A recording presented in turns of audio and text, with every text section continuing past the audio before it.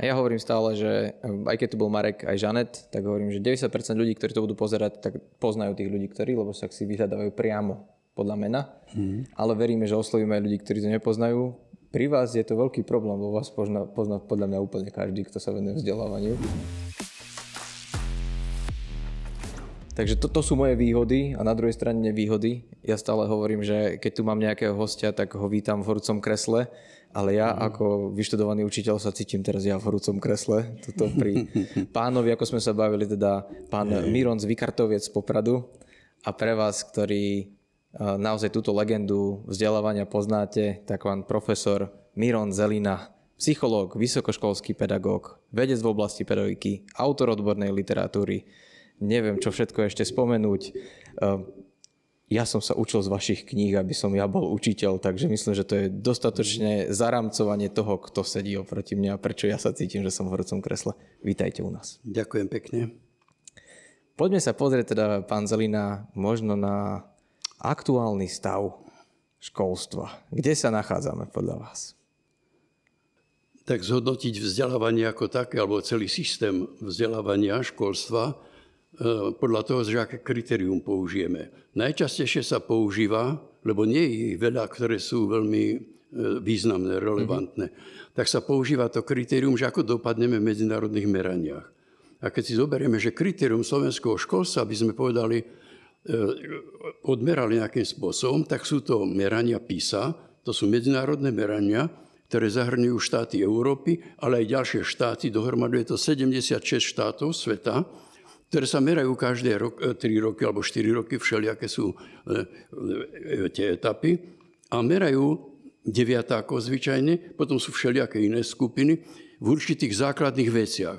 A táto skupina ľudí, celosvetová, ktorá to vypracovala, merania PISA, ktorá je veľmi uznávaná, už 30 rokov to beží, každé určité periodikum po určitých rokoch. A toto meranie ukazuje to, že za posledných 30 rokov meria 3 veci v podstate stále. Matematickú gramotnosť, čitateľskú gramotnosť a prírodovedeckú gramotnosť. Zoberú si žiakov, deviatákov zhruba, to je tam tiež komplikované, a teraz merajú v tých 76 štátoch. A z toho urobia všelijaké tabulky, zložité a tak ďalej. Poviem pri zjednodušení, ako to dopadlo. Slovensko za 30 rokov, odkedy to merajú a odkedy sme samostatný štát, vždy sme pod priemerom vo všetkých 3 ukazovateľoch. Sem tam sa hýbe, že v matematike sme hore, dole, ale priemer európskych štátov nemáme.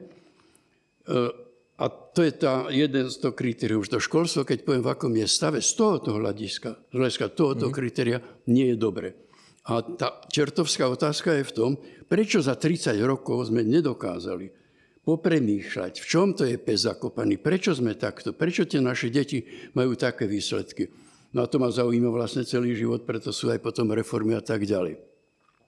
Čo ale ešte možno vzácnejšie, z hľadiska toho, že som aj psychológ, aj učiteľ, učil som aj na všetkých typoch škôl, meranie takých vecí, ako posledný rok urobilo medzinárodné meranie v tvorivosti. A v tvorivosti sme znovu pod priemerom európskych štátov. Všetky naše susediace štáty nás predbehli. Aj Česko, Maďarsko, Poľsko. Ďalej sa meralo šťastie človeka, šťastie žiakov, spokojnosť a well-being, neviem ako pohoda, dá sa preložiť. A tam sme tiež na 21. mieste v európskych štátoch. To znamená, nie sú tie decká spokojní v tých školách, a zase by im išlo podľa veku sa rozoberať, nechcem to takto analyzovať, ale keď ste hovorili, áno, tieto ukazovatele ukazujú, že to nie je niečo dobre v tomto našom štáte s našim vzdelaním a s našimi deťmi. A samozrejme, to je základná otázka. Niekto by povedal, že by ignoroval tieto veci a povedal, máme dobré školstvo. Nech dokáže. Prosím, ukážte mi ako. Na základe ukazovateľa. Aké ukazovateľ? Aké kritérium zoberiete? Pán profesor, vy ste vizionár a vlastne máte stále predstavu, ja mám veľmi rád váš nadhľad nad vzdelávaním. Čo sme nestihli spraviť, lebo mali sme už spraviť v tom školstve, aby aj v rámci týchto výsledkov sme boli ďaleko lepšie? No to keby som vedel, asi by bola Nobelová cena, ale tak možno poviem širšie, že celé také v modernom svete, kultúrnom svete, demokratických krajinách najmä, školstvo je v kríze. Veľmi hľadá svoje cesty. Školské reformy sa nerobia len u nás, ale skoro v celej Európe, ale aj v iných krajinách. Zoberme si Singapur, zoberme si Čínu. Neuveriteľné veci, ktoré robia Kanada v reforme školstva. Totiž, lebo to do tých reforiem z nás dohnala ten pokrok, ktorý je umelá inteligencia, počítače. A čiže všade sa robia. A teraz každý ten štát hľadá svoju, čo robiť v tejto situácii, akou cestou sa vydať. A Singapur má inú cestu, a neviem, čínske niektoré provincie, ktoré mám analýzy, majú inú cestu, Fíni majú inú a tak ďalej. Že tá otázka je potom veľmi zložitá na to odpovedať. Spomínal som, že nedávno tu u nás bola Lucy Crehan, ktorá je medzinárodnou expertkou na vzdelávacie systémy, navštívila 5 štátov, Kanadu, Nový Zéland, Fínsko, Singapur a ešte jednu krajinu, ani neviem ktorú. A napísala knihu o tom, že to sú najlepšie vzdelávacie systémy na svete a teraz, že na čom sú postavené. A z toho teda, keby sme vychádzali a mnohých iných kníh, to tu nechcem rozvádať, lebo to je veda, ale keď ste tú otázku dali tak, že čo treba robiť, tak som to pochopil, áno, aby to bolo lepšie, tak sa môžeme oprieť o mnohých autorov veľmi vzdelaných, veľmi erudovaných, ktorí majú neuveriteľné dáta. Napríklad taký pán Hej sa volá, to je Švéd, 1000 analýz urobil, že od čoho závisí dobré školstvo. Volá sa to metaanalýza výskumov. A prišiel na jednu vec, učiteľ. Učiteľ. Čiže jedna z tých teórií je, že na čo sme zlyhali, alebo čo treba robiť, učiteľa. A teraz by sme mohli o tom dlho diskutovať. Akého učiteľa? Sám hovorím, som učiteľ, vy ste učiteľ. Že čo je v tom rozhodujúce? O tom by sme mohli hovoriť veľmi dlho. Ktoré charakteristiky sú rozhodujúce? Ako je to, že u nás koľko učiteľov máme, odchádzajú nám, hej, chýbajú nám učiteľia kvalifikovaní, sú vyhorení mnohí a tak ďalej. To je jedna kapitola. Čo by bolo treba urobiť, tak poviem, by som odpovedal jednoducho, mať kvalitného učiteľa. To znamená ho aj zaplatiť. To znamená napríklad, poviem, že Fín má 3600 na základnej škole euro, a keď aj zrátam všetky náklady a tak ďalej, z toho perfektne vyžia, má čas na to, aby sa pripravoval.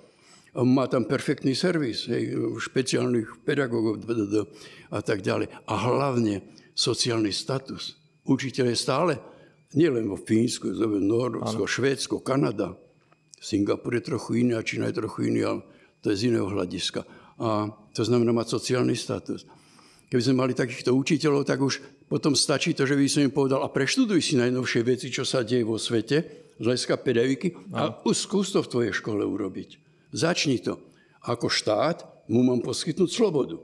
Aby som ho nezaviazal tým, že má inšpektor nejaký príde a bude ma voziť, že vyčiarknúť celú knihu z ľavého rohu do pravého treba, a nie naopak, ako sa to deje. Dať mu slobodu, veriť mu, dôverovať mu, dobre ho vzdelať, dať mu celoživotné vzdelávanie a ideš učiť. Ja môžem povedať príklad, jeden z mojich priateľov bol v Etiópii, poslal ho císar Selasian tam, aby robil reformu školstva.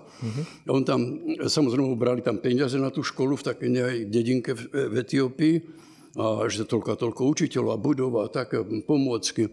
A on tam prišiel a zistil, a to mu nepovedal císar, že tam má ísť, ale on si vyvolil, prišiel tam a zistil, že nemajú školu, nemajú učiteľov, ale peniaze brali, hej, pekný príklad. Sa pýta tých miestnych, kde máte školu? No, my nemáme školu. A kde sú tu? No, tu pod týmto stromom sa zídu deti. A kde máte učiteľov? Nemáme. Koľko máte? Jedného učiteľa. A nie 10, ako je. A teda, hej, klobúk dole. A on si sa dole sledoval, ako ten učiteľ učil. Černoch to bol.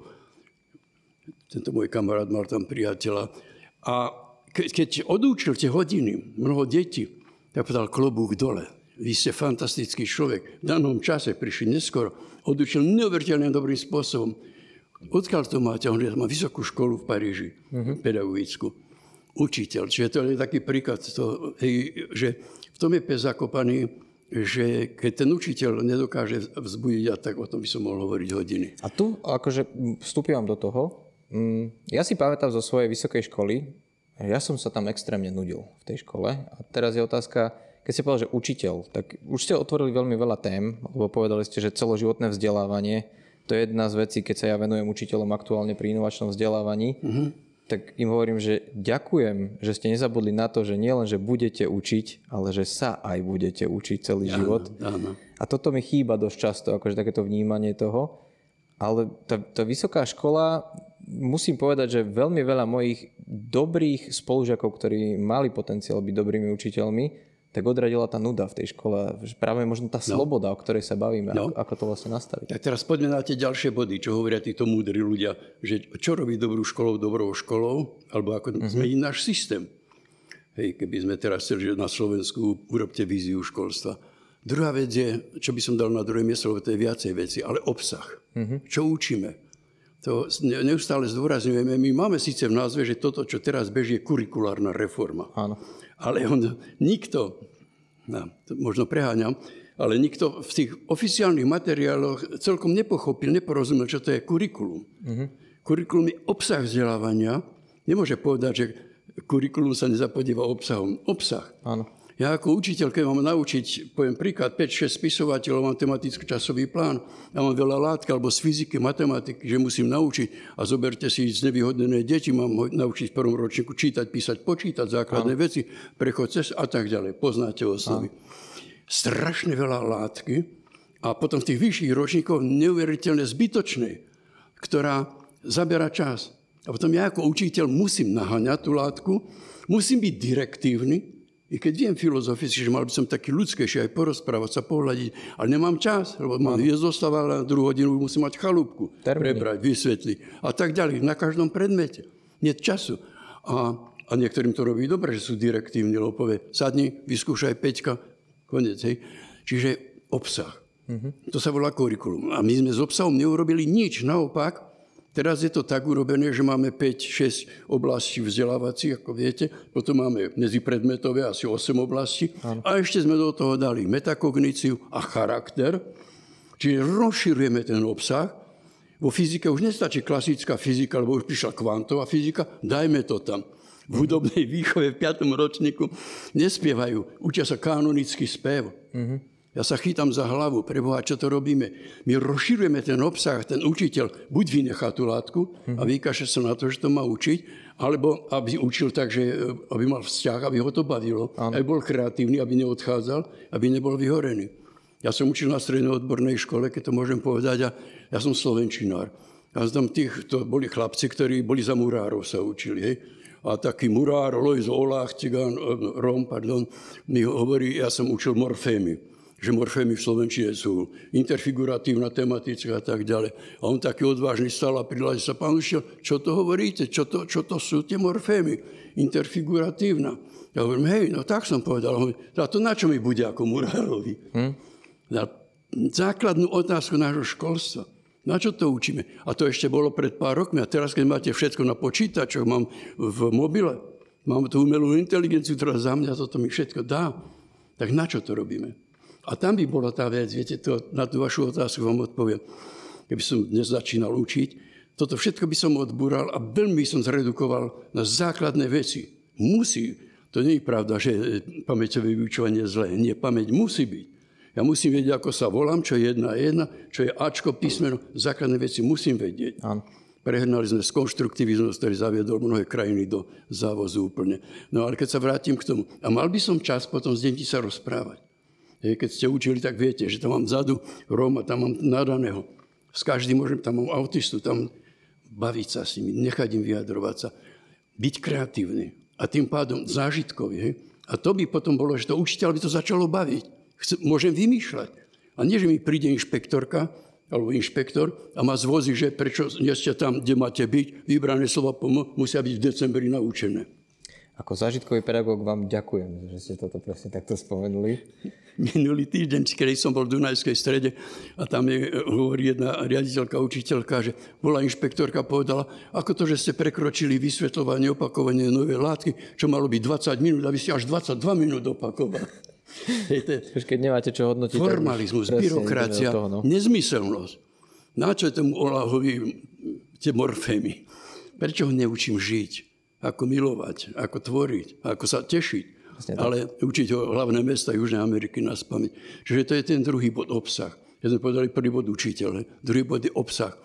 Samozrejme, keď mu uvoľním ruky, že ten učiteľ je múdry a kreatívny a má priestor, to znamená, už má menej obsahu a môže sa hrať, tak potom ide o metódy. Aké metódy použiješ? A tam by boli tie metódy, ktoré voláme dneska zážitkové metódy, alebo dajme tie kruhy, čo už teda Komenský vymyslel, alebo sociálno-psychologické výcviky, a poďme emocionalitu, a poďme empatiu, a poďme furt nejakú módu máme u nás, také módy máme. Ale to väčšinou laici rozhodujú, kde si na ministerstve, ktorí sú teraz kritické myslenie, teraz ideme tam. Čiže dá mu ten priestor a potom, keď on to vie a má ten priestor, tak by ho to bavilo a bolo by to lepšie. To znamená prepracovať celý ten systém metód, ktoré sú, a tie metódy, tak ako hovorím, zážitkové, kreatívne, najmä kreatívne. Na úplne šoklo, že naše decka v tvorivosti sme prehrali v Európe teda. A je to pravda, pretože keď som si pozrel, 720 strán máme kurikulárnu reformu urobenú, taký spis obrovský, to poznať asi nie, lebo prečo by ste to poznali? Školy to majú založené, všetci sa ich pýtam na to, máte to vyťahnuté, to prachom zapadnuté. Ani raz skoro neviete slovo tvorivosť. Celý svet ide o to, že všetko nám zoberie umelá inteligencia. Všetko. Tam je celá pamäť o všetko. Človeku ostane láska a ostane kreativita. Ešte pár vecí, ale pod láskou je napríklad empatia. A tam v tých našich reforme vôbec o kreatív sa nehovorí. Metakognícia. Takže nádherne povedané. Koľko som už povedal, dve veci, že koľko som povedal. Učiteľ, obsah. Keď je obsah redukovaný, mohol by využívať lepšie metódy. Nie ako dneska formálne povede, ja učím brainstorming. A spýtam sa, viete, čo je to brainstorming? No to tak, že deti vymýšľajú. To je hlúpa odpoveď, pretože brainstorming je vedecká pracovaná metóda. Bol som v Buffale na inštitúte, kde to vymysleli a robia, že to je úžasná vec. Ale ten učiteľ to nielen, že nevie o tom, iba pozná ten pojem, ale nemá čas to urobiť. Lebo to je úžasné. No a potom by sme mohli s ďalším bodom napríklad zaplatiť sociálny status. Mať dobré podmienky, dobré vybavenie v škole. No ale to už sú tie veci. Myslím, že ste to pekne zaoberali, že čo všetko potrebujeme. Ja som mal tu čest stretnúť Nilsa Farlunda, Nór, ktorý vymyslel, alebo je takým otcom Frilufslift, taký štýl života vlastne v Norsku. Tam sú veľmi šťastní ľudia, tak asi im to funguje. A on povedal, že v rámci vzdelávania my chceme učiť deti tvorivosti a kreativite, a my ich zatvoríme do triedy, kde sú 4 biele steny, strop a jedna zelená tabuľa. Hovorí, že ukážte mi, kde je tam kreativita. Tak. Čiže musíme ich zobrať toho kreatívneho prostredia. Takže... Aj tak, lebo to stojí všetko, tam je prepracovaná tá teória, keď to poviem, že rozvoj myslenia. To aj tak je to v našej kurikule napísané, že treba rozvíjať myslenie. To povie aj nejaký ten úradník na ministerstve, treba rozvíjať myslenie. Ale keď sa ho spýtate, čo pod tým myslíš, už nevie.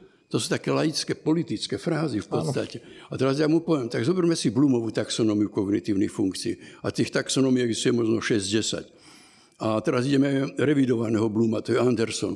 A tam je najvyššie sú kritické hodnotiace myslenia a kreativita. Áno. Naši žiaci, keď zoberieme, vedia dobre pamäťové sa naučia, to sa nadrú, majú potom porozumenie, aplikáciu. V tých troch myšlenkových procesoch my sme nad priemerom alebo priemerne porovnaní so svetom. Ale potom ide 4, a to je globálne myslenie, holistické. 5 je hodnotiace myslenie, to je kritické myslenie. A 6 je kreativita. Vrcholom myslenia človeka je tvorivosť. Nie je kritické myslenie, teraz je móda kritické myslenie. Každý píše, že všetko zvozím a každý politik vozí všetko. A každého samozrejme. To je jeden predstupeň, ale potom ako to riešiť. A toto, hovoríme, nie ja, ale tie knižky a tá moderná pedagogika, urob svoj predmet, ktorý učíš, ja neviem, už hudobnú výchovu, alebo učíš fyziku, ale skús dávať deťom otázky, tým žiakom, na všetky tieto úrovne. Uč ich myslieť, že nielen aby si pamätal, aby rozumel tomu, aby to vedel aplikovať, aby to dal do širšieho kontextu, aby to vedel posúdiť, či je to dobre, zlé, hlúpe, múdre a tak ďalej. A hlavne vytvoriť novú skutočnosť. To je pedagogika. No a máme také učebnice, nie, všetko, pamäť. Máme také niektorí vedia tieto teórie a možno používajú, ale ako môžu, keď musí naháňať učivo? To nedá. Takže naša kurikulárna reforma mala byť vlastne, tak ako bol názov pôvodne, o obsahu. A od obsahu potom odvodíme všetko ostatné veci a plus učiteľ. Pán profesor, vy keď začnete rozprávať o vzdelávaní, tak mne sa páči tá vaša energia, ktorú v tom stále máte. Čo odporúčiš možno dnešným učiteľom, aby takú energiu proste v sebe stále mali? To, čo poviem, bude dosť také, čo je necelkom eticky OK. Poviem učiteľom, učte, ako to cítite, učite tak, ako to cítia deti, aby ste došli do súladu, že ich radosť a vaša radosť sa spoja do jedného celku, ktorá bude, čo sa oficiálne volá, prekladám to takto, láskavá, prostredia, práca, ale náročná. Lebo keď my učíme zážitkovo, mnohokrát aj teraz som tam počúval nejaké referáty a majú len zážitok z toho, to ešte nie je pedagogika. Presne tak. Ja môžem sa baviť s nimi, môžem sa hrať a budú chodiť radiť do školy, my sme sa pohrali, dokonca jesť nám dali a pani učiteľka nám dala farbičky. To nie je o tom. Nedržíme kolbou cyklus. Zážitok musí niečo priniesť, musí niečo vypovedať, musí dať nejaké poslanie, musí dať nejaký odkaz pre život. To je naše poslanie. Tak by som mu povedal, skús rozmýšľať nad tým, čo učíš, čo robíš s deťmi. A potom ťa to začne baviť a bude to baviť deti. Pretože to je jasné, že to sa dá proste prebrať, imitovať. Takže to by som odporúčal, že nevzdávajte to, neodchádzajte.